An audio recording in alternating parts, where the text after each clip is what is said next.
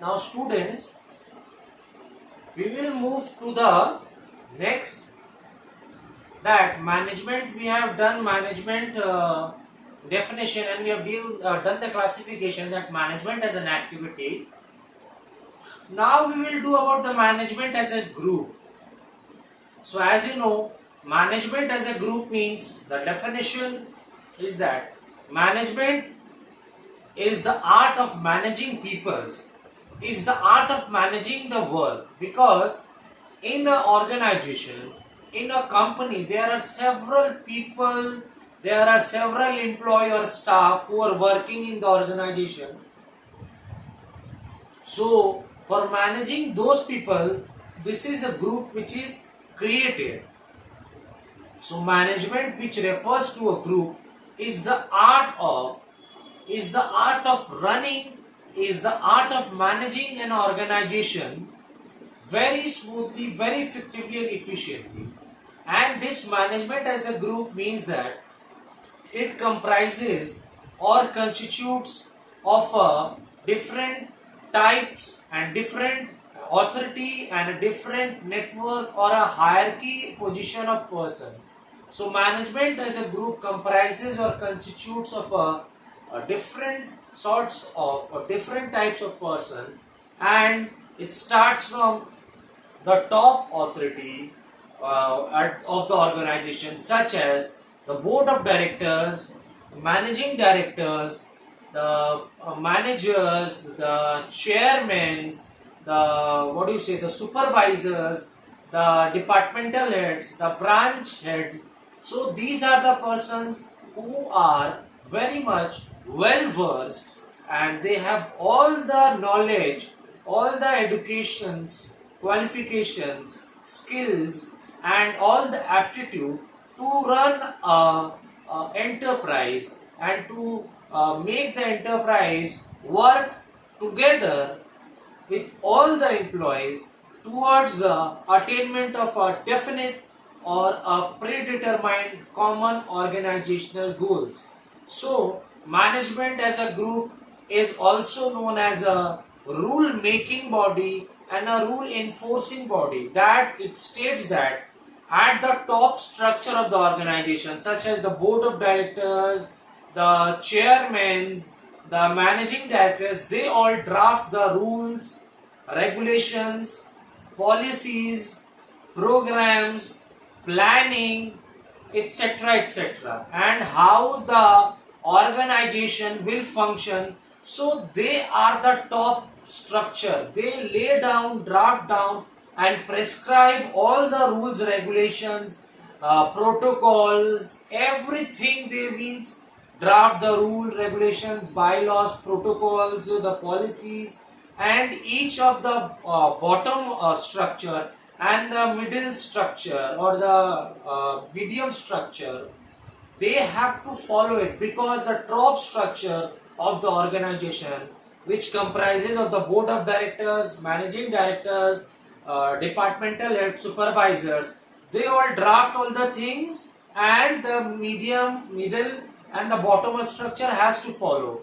And these organization means the common organizations or the organization, they have to just follow this in accordance or in conformity or corroborating with their plans, with their objectives, and they have to work together, because these group of persons, the board of directors, they are very well versed, they are very well versed or equipped with all the knowledge, skills, the education, they have good aptitude, and they know how to drive the organization, how to pilot the organization towards the attainment of organizational goals. So the group means that there are several members who are working in the organization, and they should work in cooperation, in coordination with all the staffs, all the employees, for the attainment of organizational goals. And management as a group also implies that there are managers who have to take decisions pertaining to the organization. But manager, those who take decisions, it affects the large section of the society.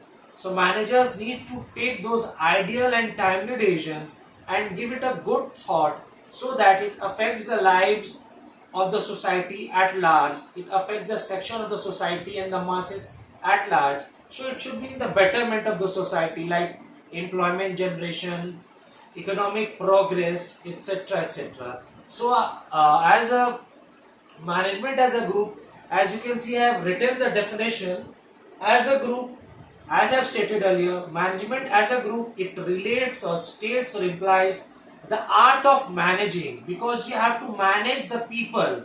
You have to manage the people at work, and the managers need to manage the organization so as to attain the organization, accomplish the organizational goals effectively, smoothly, uh, within the due stipulated time, with the efforts of all the other peoples coordinating and unifying their efforts so as to achieve those organizational goals with the inputs of all the 5 M's, that is manpower, machinery, methods, materials and money, in order to achieve the common organizational goals, such as what are the common organizations, such as profitability, then customer satisfaction, prosperity, premium quality goods and services. So these are some of the objectives of the organization. So all those who manage the company, means who manage the company, not the middle structure, not the bottom structure. So it is a hierarchy or it is a pyramid. So at the top level of the organization stands the top structure, and the top structure of the organization constitutes or comprises of the board of directors, BOD, board of directors, MD, managing directors, owners and chairmen, departmental heads, then branch managers, supervisors. These are the person who are associated with the rule making. So they draft and prescribe and lay down all the rules, regulations, bylaws, and then the protocols, then plan, and they coordinate. They try to coordinate with all the inputs, that is men, material, I've said 5 M's, and in order to achieve the common organizational goals. So what are the common organizational goals or objectives? First, profitability, social welfare, then your prosperity and growth of company, etc., etc., customer satisfaction. So as a group, as I have said, management is a rule making and rule enforcing body, and those who are the managers or those who are the top structure, board of directors, managing directors, they are very well versed and well equipped with all the knowledge, and they know how to run an enterprise effectively. They know how to take the decisions, and they frame all the rules, regulations, and they know how to pilot or drive the enterprise towards the attainment of the common goal. So it is written here, it consists of a team of managers who are very much responsible for making decisions, a very good and very timely and ideal decisions, and supervising the work of others, because the managers needs to supervise the work of all the employees and staffs. So there are different managers in the organization relating to all the department. In purchasing department, purchase manager; in sales department, sales manager; in administrative department, administrative manager; in revenue department, revenue manager. So in all department there are different managers employed. So all the managers inspect the work, they inspect the employees' performance, they scrutinize, they evaluate, judge and assesses the performance of employees, and if there are any discrepancies or any shortfall of the performance, they rectify, they give solutions.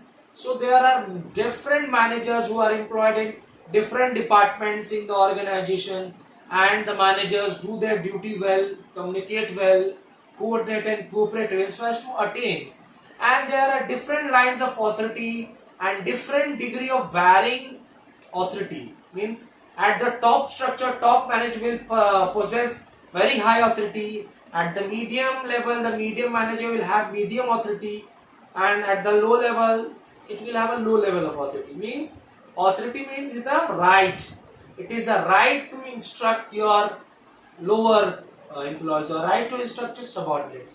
So management constitutes or comprises a hierarchy of authority. Means it is a pyramid type of hierarchy, and it constitutes at different levels, and it is a network of superior and subordinate relationship. Superior can instruct the subordinates, and subordinates have the responsibility to follow it. Subordinates have the responsibility to do the work. It is very obligatory in nature that they have to fulfill the task.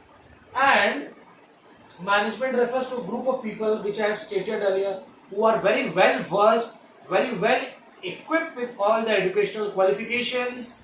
They are very well having all the sophisticated technical knowledge, aptitude skills, and the managers or the board of directors or the supervisors or managing, they know how to pilot or how to drive an enterprise, accelerate an enterprise towards the attainment of definite organizational goals.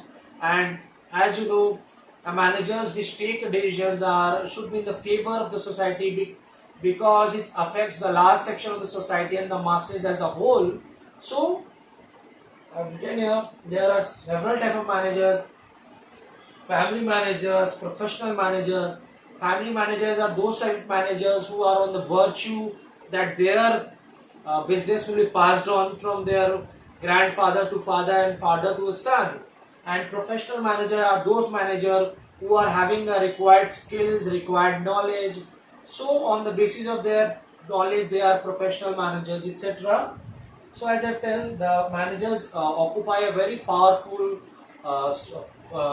position in the society. They are considered as an elite group of person who are residing in society, because whatever the managers take a decisions, because there are different sorts of renowned and reputed companies such as Tata, uh, Reliance, Jio. So they whatever take decisions pertaining to the business company, it affects the large sections of the society and the masses or the people as a whole. So the managers should give a very good thinking about the betterment of their company and as the social welfare and the society as a whole. So you have to study from year to year. I am repeating once again, management as a group, from you have to study from year to year, and you have to watch the video several times so as to grasp the meaning, conceptual clarity, and to get to know all the details, and read the book in depth, uh, thoroughly each and every lines.